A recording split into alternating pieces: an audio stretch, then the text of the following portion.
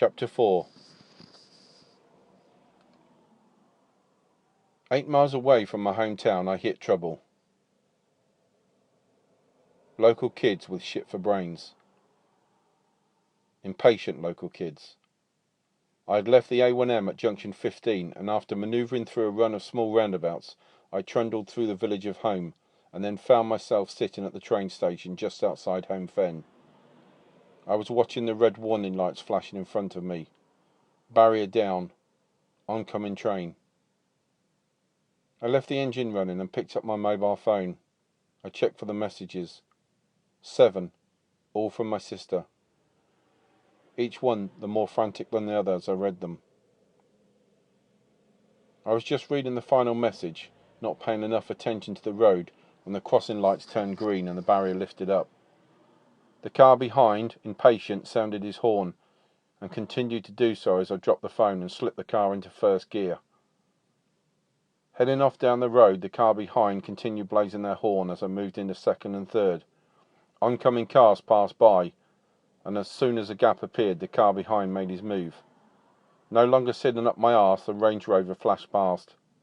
Dark green in colour, black in rear windows. 2 occupants in the front. I noted the curious number plate, DOD1.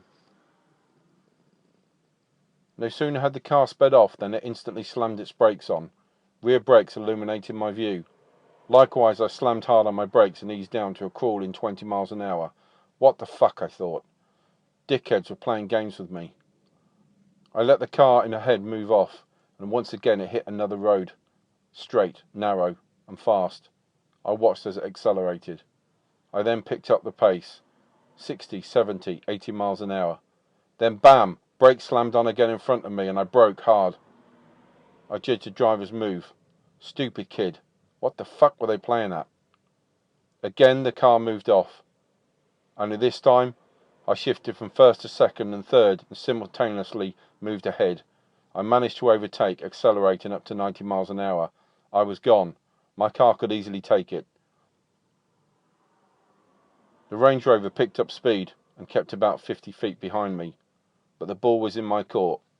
If I now slammed on my brakes, these muppets would have to brake hard, and I knew with the cars accelerating fast and my gear change, I could brake and then pull away simultaneously. They had no chance against me. But I decided not to play my ace card. I moved along at 70 miles an hour and thought I'd see how it played out. Stopping at the T-junction, I sat and watched the cars move left and right of me, and sure enough the Range Rover moved up close behind. I glanced into my mirror and took in the view. Yeah, definitely 2 occupants in the car. Looked like young male adults. The driver wearing a baseball cap, cigarette in mouth. Passenger wore white t-shirt and appeared to have a poor goatee and moustache, what I will call bum fluff for an excuse. I figure them to be local muppets, or as some would say, carrot crunchers.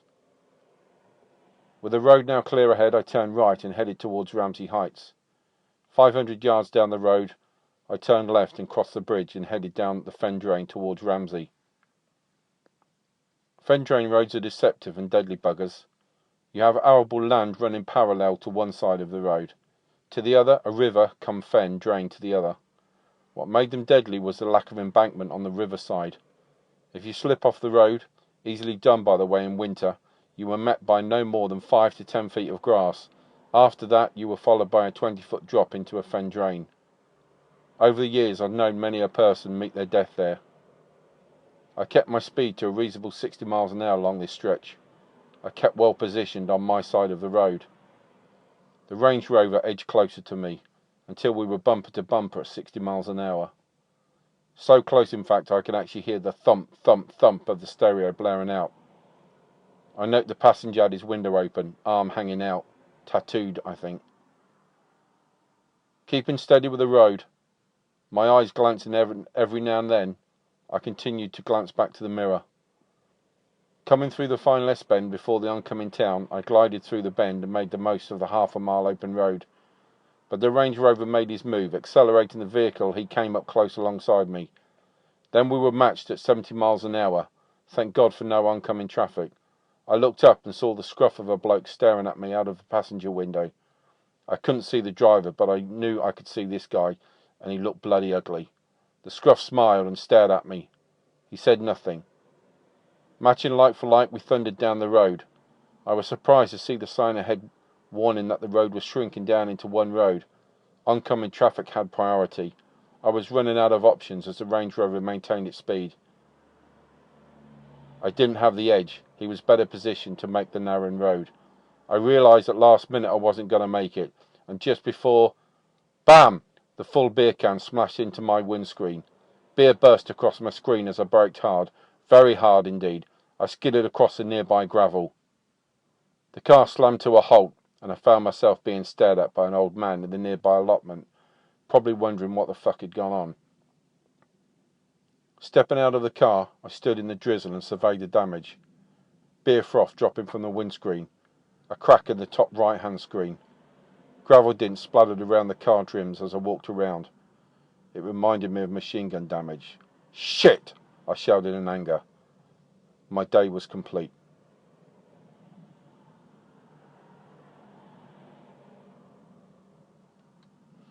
It was just past 12:15 when I steered the car up next to the curb of Hollow Lane.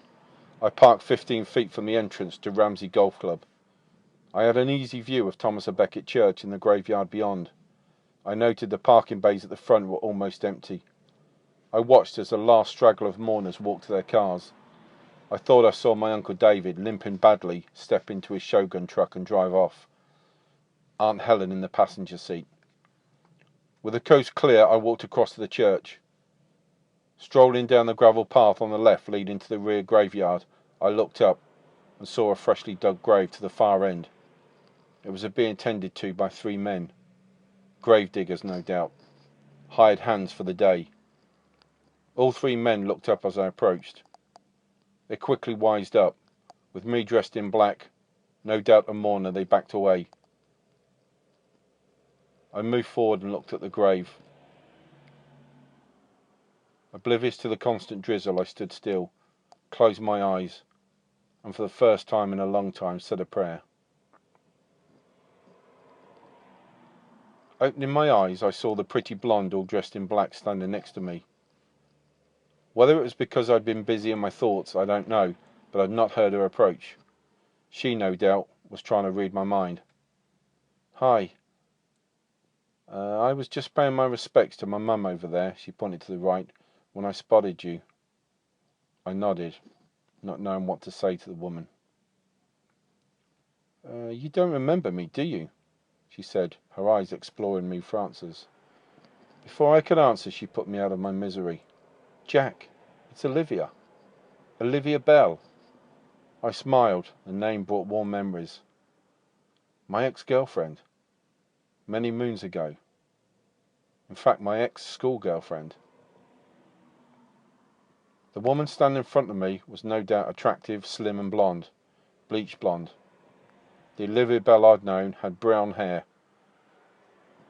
I noticed her brown eyebrows now gave away her true colours. She moved closer and softly stroked my arm. Sorry about your mum, Jack. You know she was a lovely woman. Yeah, I mumbled. I was just never around for her, I spoke, not really sure who was listening. She loved you, Jack, very much. She always told me good things about you. You saw her? I said. Yes, often, she said. Not in the past few years, but before then, most Saturdays. She was always at the local market. We always bumped into each other and had a good chat. I stood in silence with her by my side, still not knowing what to say. Olivia maintained the silence. I closed my eyes and said my last goodbyes. I knew full well my mother was gone from this world, and I could do nothing to bring her back. Choking back the tears, I began to walk away. Olivia slowly followed behind and then caught up with me, and surprised me by slipping her arm into mine. For some reason I didn't object. Discovering that she'd planned to attend the wake at my sister's farm, I offered her a lift. However, doing so, I noted I couldn't see her car in the parking bay. She accepted and smiled. I felt like my life had just stepped back 30 years.